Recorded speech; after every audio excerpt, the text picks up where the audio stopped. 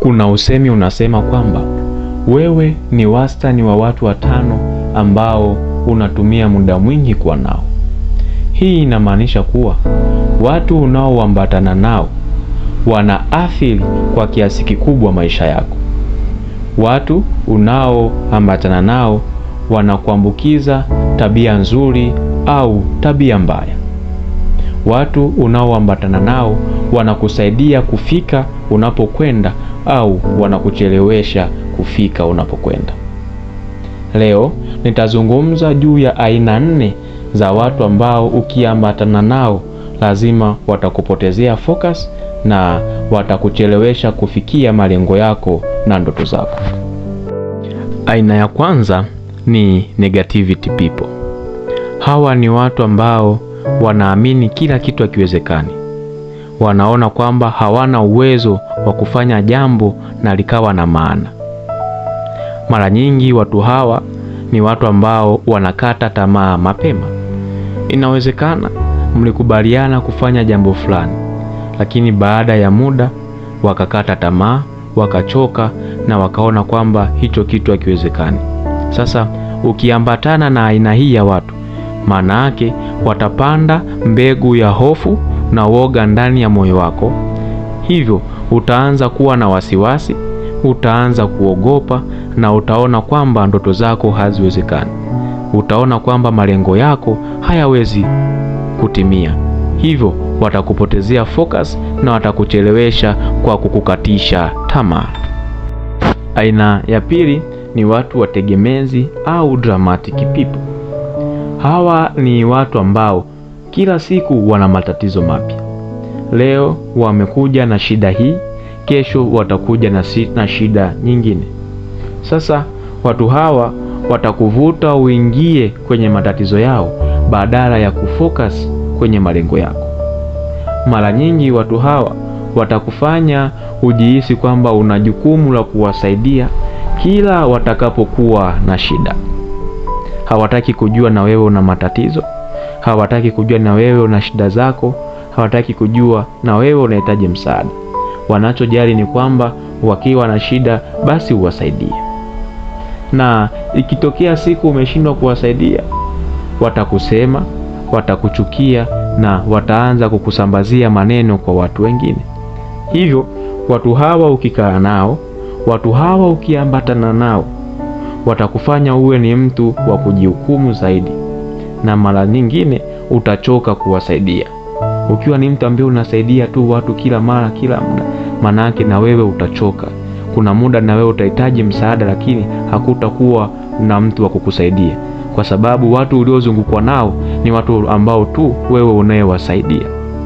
Hivyo watu hawa watakutoa kwenye fokasi yako, kwa sababu watakufanya utumie muda mwingi kuwasaidia wao, ili hali na wewe unahitaji msaada, ili hali na wewe una mambo yako na una ndoto zako za kufikia. Aina ya tatu ni watu wasio na mipango au wasio na malengo kwenye maisha yao. Mtu asiye na mipango ni yule mtu ambaye anaishi maisha yoyote. Ni mtu ambaye kikubwa kwake ameamka, amekula, ametembea na amerudi kulala. Mara nyingi watu wasio na malengo au wasio na direction yoyote kwenye maisha yao huwa wana matumizi mabaya ya rasilimali zao, matumizi mabaya ya muda na matumizi mabaya hata ya fedha zao, kwa sababu fedha zao hazina limiti, muda wao hauna limiti. Hawajui fedha zao wazitumie wapi, hawajui muda wao wautumie kufanya nini na ni kipi cha muhimu kwao. Hivyo ukiambatana na aina hii ya watu, utajikuta unatumia muda mwingi kukaa nao, kufanya vitu ambavyo hata kwako wewe havikusaidii, na utajikuta unaacha kufocus kwenye ndoto zako au kwenye malengo yako. Nakumbuka wakati niko mwaka wa 2, nilikuwa na rafiki yangu ambaye tulikuwa tunasaidiana sana na muda mwingi tulikuwa pamoja. Alipo nipo, nilipo yupo. Lakini ilipokuja swala la performance yangu darasani, nilijikuta nazidi kufeli. Nilijikuta nazidi kuanguka kadri siku zinavyozidi kwenda. Na wakati najitafakari, nikagundua kwamba chanzo ni huyu rafiki yangu. Si kama ananichukia, si kama ni mbaya, lakini alikuwa anisaidii mimi kufika kwenye ndoto zangu za kufaulu vizuri.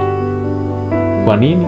Kwa sababu muda mwingi tuliutumia kupiga story, kwa sababu muda mwingi tuliutumia kuzurura, kwa sababu muda mwingi tulitumia kucheza game na kufanya vitu ambavyo havikuendana na focus yangu.